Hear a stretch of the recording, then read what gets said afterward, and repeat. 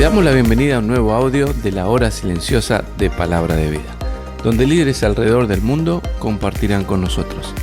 El día de hoy escuchamos a... Saludos, bendiciones. Giovanni Acevedo. Para mí es un placer poder compartir y tener el privilegio de abrir la palabra de Dios con cada uno de ustedes.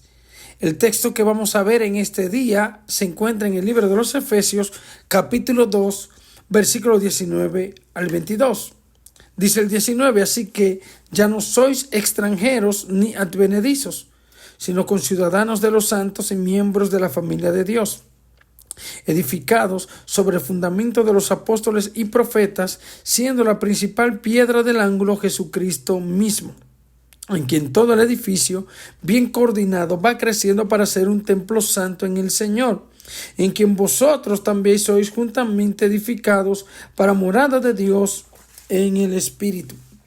Podemos comenzar diciendo que Dios está llamando y levantando un pueblo nuevo, que es puro, que es santo y que ha sido escogido por la gracia de Dios. Esto es lo que el apóstol Pablo va a estar tratando durante toda la carta. Pablo tiene como propósito hablar el tema central como la unidad del cuerpo de Cristo.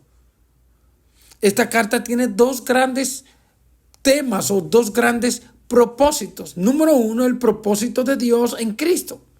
Esto tiene que ver con la posición del creyente y los privilegios que tenemos por Cristo. Capítulo 1 al capítulo 3.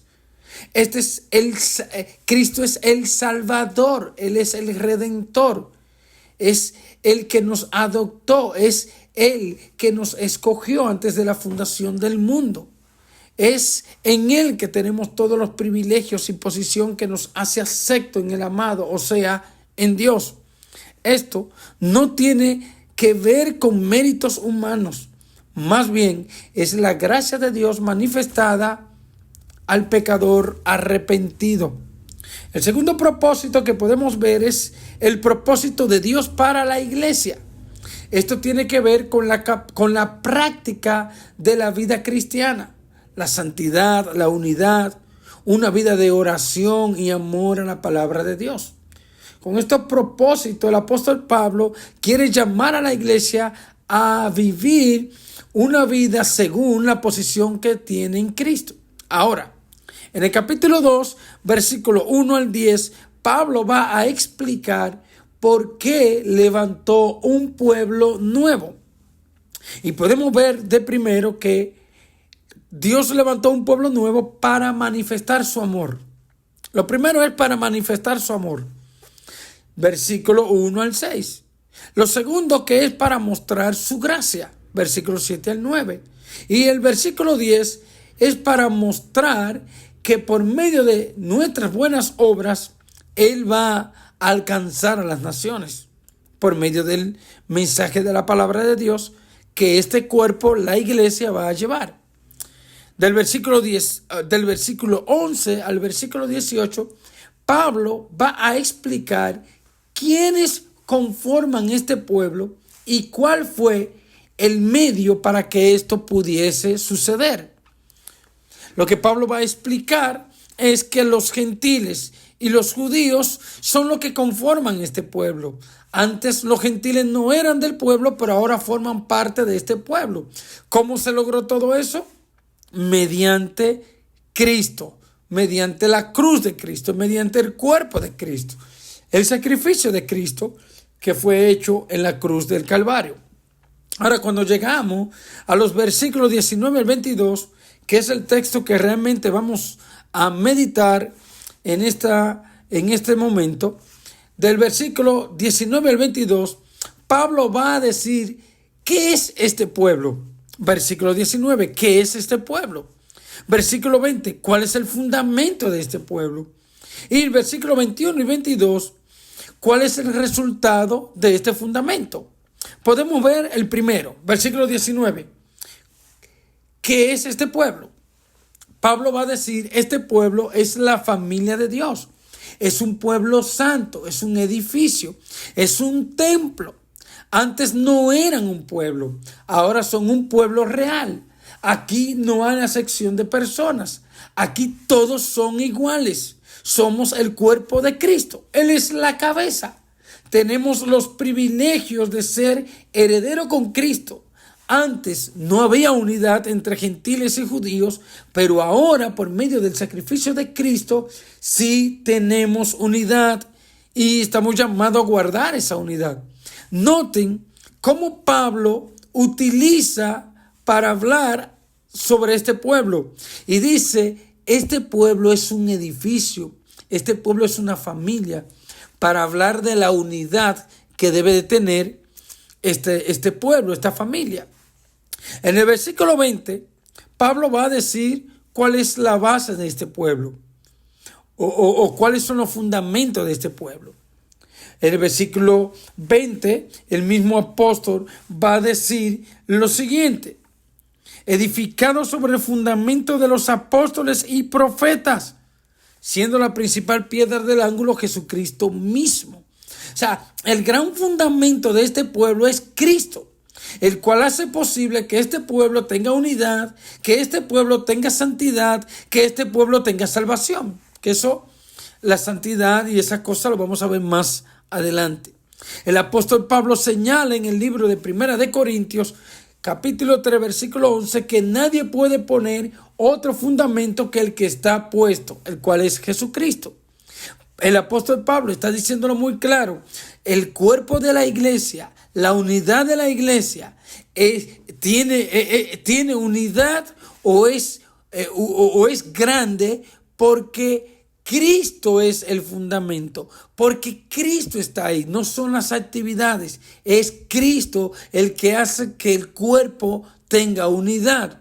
Por eso, en 2 Timoteo, el mismo apóstol Pablo 2:19 dice, pero el fundamento de Dios está firme, teniendo este sello, conoce el Señor a los que son suyos y apártese de iniquidad todo aquel que invoca el nombre de Cristo. Hay un fundamento, el cual es Cristo. Ahora, este fundamento fue enseñado por los apóstoles y profetas, los apóstoles que recibieron la encomienda en Mateo 16:18 y los profetas que, valga la redundancia, profetizaron desde tiempos antiguos y hablaron de este Cristo. Pedro habla también de eso en Primera de Pedro 1:10 al 11. Así que el fundamento es Cristo y Él es el que hace posible que todas las cosas del Padre, o que todas las promesas del Padre se cumplan por medio de Él. Así que tenemos un fundamento que no descansa en actividades humanas, descansa en la gran obra que Cristo hizo en la cruz del Calvario. En tercer lugar, es el resultado de este fundamento. El resultado, dice el 21, en quien todo el edificio bien coordinado va creciendo para ser un templo santo en el Señor. Nota lo que el apóstol Pablo dice. Por ser el templo de Cristo, o dicho de otra forma, por ser la habitación de Dios, el resultado es un pueblo santo en posición y que en la práctica va siendo perfeccionado día a día. Por eso dice que todo el edificio bien coordinado va creciendo para ser un templo santo. Todo esto se hace posible por el fundamento que es Cristo. Luego en el verso 22 dice la primera parte, el cual sois juntamente edificados. Esta palabra se puede traducir, estáis siendo edificados para morada de Dios en Cristo. Sí, Dios por medio de su Espíritu mora o habita en cada uno de los creyentes, en cada uno de aquellos que son sus hijos. Por eso Pablo dice en 1 Corintios 3, 16 y 17, ¿no sabéis